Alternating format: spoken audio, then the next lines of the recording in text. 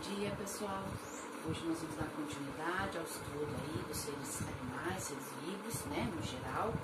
E vamos para o segundo grupo, filoquinidário, tá? Ou também conhecido como quinidários. Então a gente vai falar sobre as características gerais, né, os grupos principais. E eu coloquei aqui algumas características gerais desse grupo aí tão legal de estudar.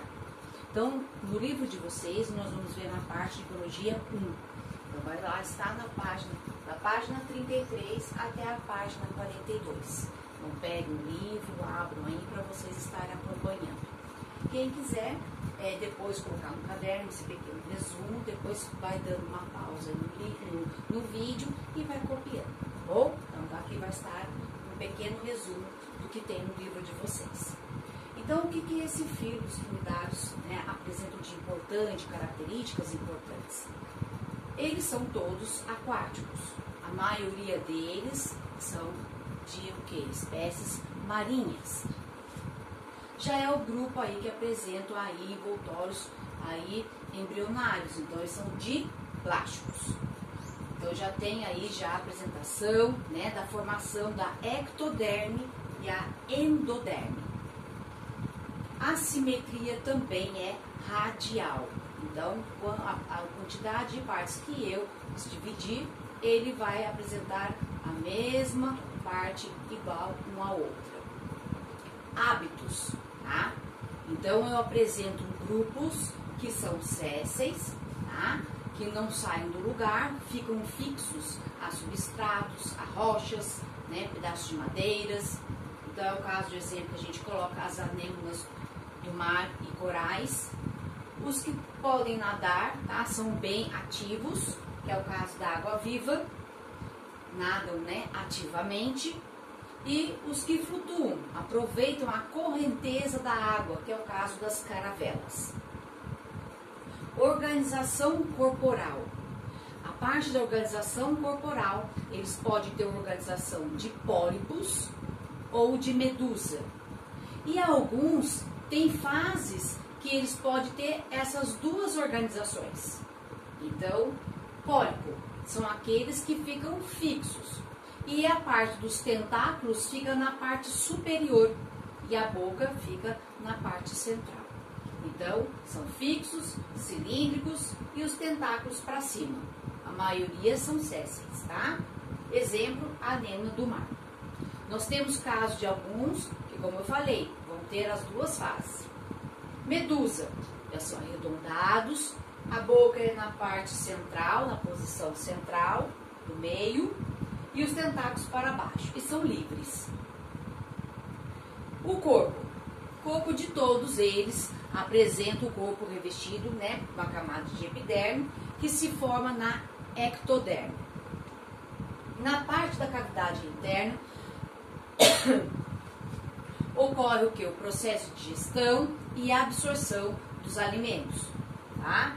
Que é na parte da cavidade, a gente chama de gastrovascular, tá? Essa cavidade é chamada de cavidade gastrovascular. Então, eu coloquei aqui para vocês. O que tem a ver com o que ela é? Essa cavidade gastrovascular, ela é revestida pela gastroderme. Então, entre a epiderme e a gastroderme, há o chamado de mesogleia, que vem a ser o quê? Uma massa gelatinosa que dá suporte ao corpo. Então, deixa o corpo mais elástico, tá? E mais flexível, mais móvel, para melhorar a movimentação.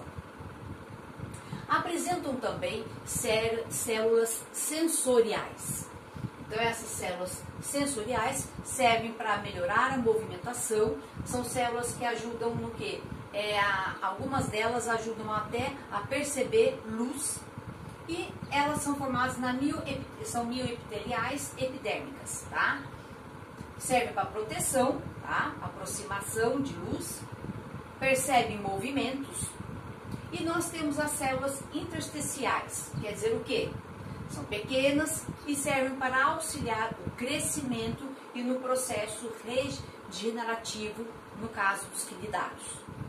Temos células também glandulares. Secretam um muco que serve para quê? Lubrificação de toda a estrutura externa, então envolvendo toda a estrutura dos quinidários. Servem para proteção e no caso de seres que são sésseis, né, daqueles que ficam fixos, servem para que eles ocorra um processo de aderência dos seres que eles vão se alimentar. Então, aderência de outros animais quando os quinidários são sésseis. Então, tem duas funções: proteção desse muco, tá? E aderência no caso deles, né? Ocorre os animais aderirem, no caso deles serem sésseis. Células urticantes, tá?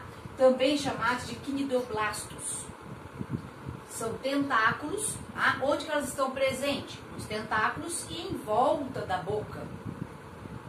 São cápsulas ovoides, olha aqui, ó, cápsulas ovoides, tá? E elas apresentam o chamado de nematocisto, que é um líquido, aí apresenta dentro desse nematocisto um líquido chamado, tóxico, que apresenta uma toxina paralisante, que serve para capturar as suas presas. Conforme o tamanho, tá, do quinidários, causa até a morte das suas presas.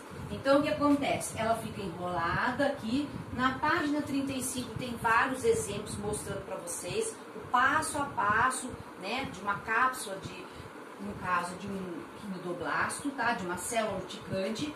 Ela fica envolvida dentro dessa célula. Quando ela é tocada, quando ocorre a movimentação, a percepção da aproximação de um animal, ou de até mesmo se sentir ameaçada, esse filamento, a gente chama de alguns livros, uns falam filamentos urticantes, outros falam chicote, né? Esse filamento, ele é solto, ele sai de dentro, ó, dentro dessa cápsula e vai, né? Esse aqui é um filamento que fica enroladinho aqui dentro. Ele vai, se desprende e vai soltar, eliminar o líquido que é tóxico, tá? Então aqui, ó, filamento urticante descarregado. Daí elimina todo o elemento que está aqui dentro dessa célula urticante, tá? Então mostro para vocês direitinho na página 35. Então agora vamos ver o processo digestório e a parte digestiva dessa.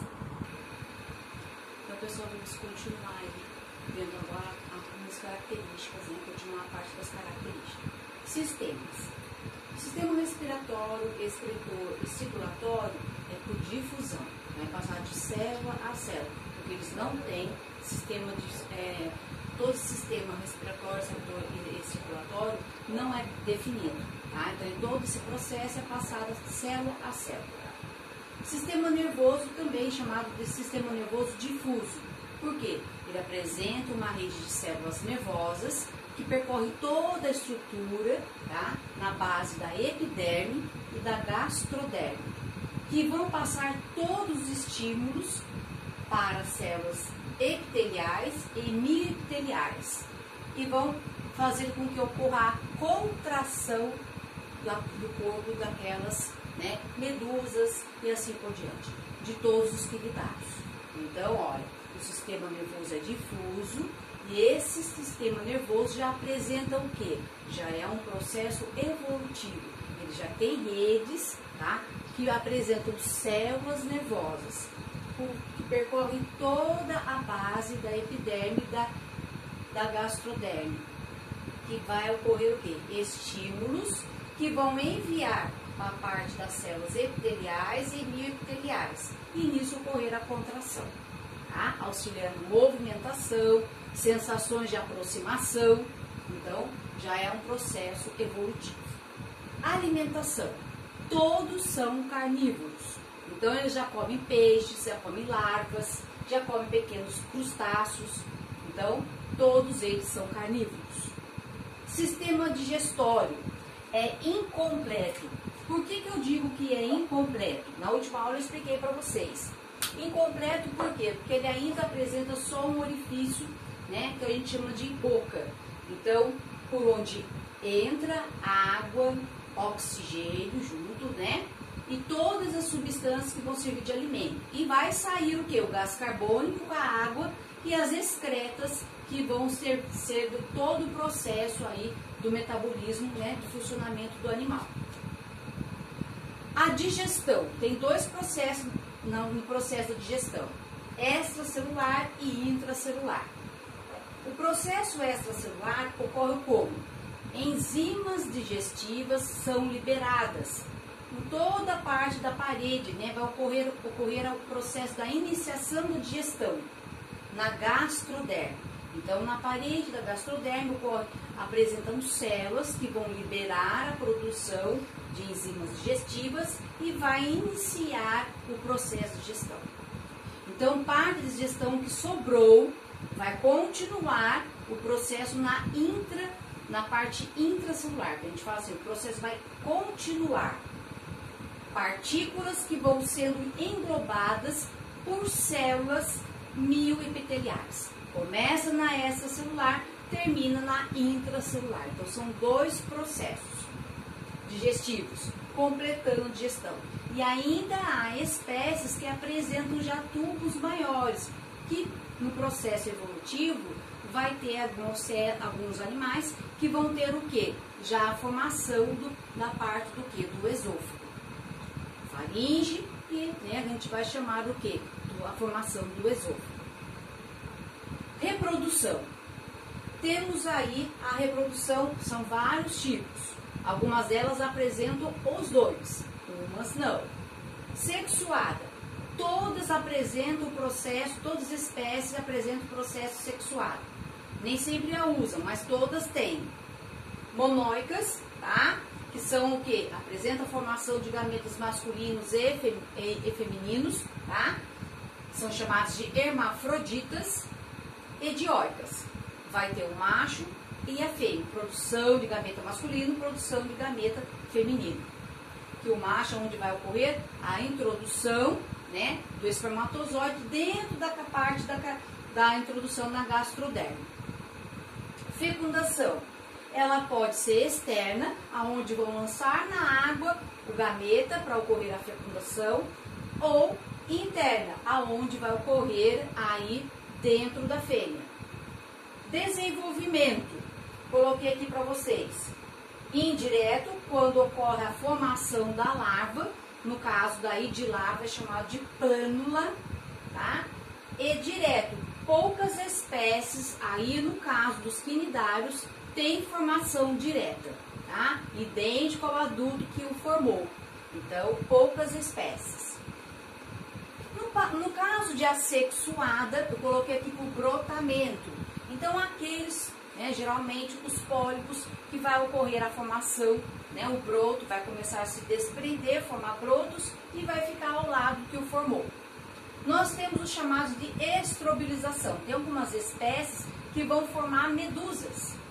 Então, elas começam a se prender, e é o caso de algumas medusas que formam outras medusas.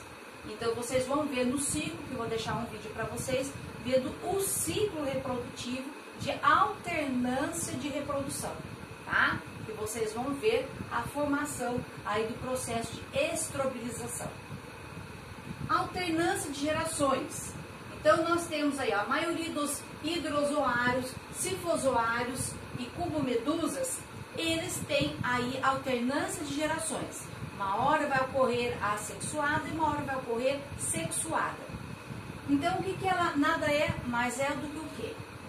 Um pólipo, vai ocorrer a produção de pólipos, esses pólipos vai formar a fase medusoide. Então, uma hora é medusoide, uma hora é pólipo. Pólipo é assexuada, medusoide, fase sexuada. Então, ela tem fase assexuada e fase sexuada. E daí vai explicar direitinho para vocês. É um ciclo bonito. Classificação dos quinidários. Nós temos aí os grupos principais, são 5. Vários grupos colocam 3 e algum ou outro colocam 5. No livro de vocês está 5. Depois vocês dão uma olhadinha nos outros 2 que fazem parte de uma medusa até, tem aqui bastante, aqui na nossa região aqui do Brasil. Eu coloquei os 3 aqui, tá? Que são mais citados, e depois vocês dão uma lida lá na página 32 do livro de vocês. Hidrozoa, tá? Elas são encontradas na água doce, predominante a forma polipóide, que são fixas, né? no seu ciclo de vida, forma-se pólipos, né? Elas ficam fixas assexuadamente. Então vai acontecer o quê? Pólipo, vai ocorrer a formação assexuada e depois vai formar medusas. Ocorreu a formação de medusa, ocorre reprodução sexuada. E daí acontece o quê? Vida curta. E daí vai ocorrer o quê? Reprodução entre elas, sexuada, e forma novos pólipos. Então, um pólipo forma medusa. Teve a medusa, esse pólipo vai morrer. Ocorreu a reprodução sexuada. E daí vai formar novos pólipos, tá? E vai fechar aí o ciclo. Então, fica pólipo, medusa, tem o ciclo e fecha o ciclo aí, tá? Forma novos pólipos e começa tudo de novo. Exemplo, hidra, tá? Que é um pólipo aí de água doce, e a caravela portuguesa, que forma-se colônias. Essifozoa, tá? São marinhos, tem o formato de uma medusa e tem a alternância aí de gerações. Geração polipóide e geração medusoide, tá? Exemplo aí, água-viva. Nós temos água-viva pequenininha, mas também temos aí a que pode ter até 40 metros, se está bem no livro de vocês. Antozoide, antozoa ou antozoides, tá? Antozoários. Marinho isolado. Tem fase polipóide somente, não tem fase medusoide, tá? Então, somente fase aí assexuada. Quais são aí os representantes? Anêmonas, tá? Vivem em colônias. E os corais, né? Que a gente, muitas pessoas pensam aí que não são animais, mas são. Então, vivem fixos, vivem isolados, na forma de pólipos e reprodução polipóide, tá? Então, façam a leitura da página 41, que vai estar lá, e você depois vão assistir o vídeo da reprodução de alternância de gerações. Bons estudos!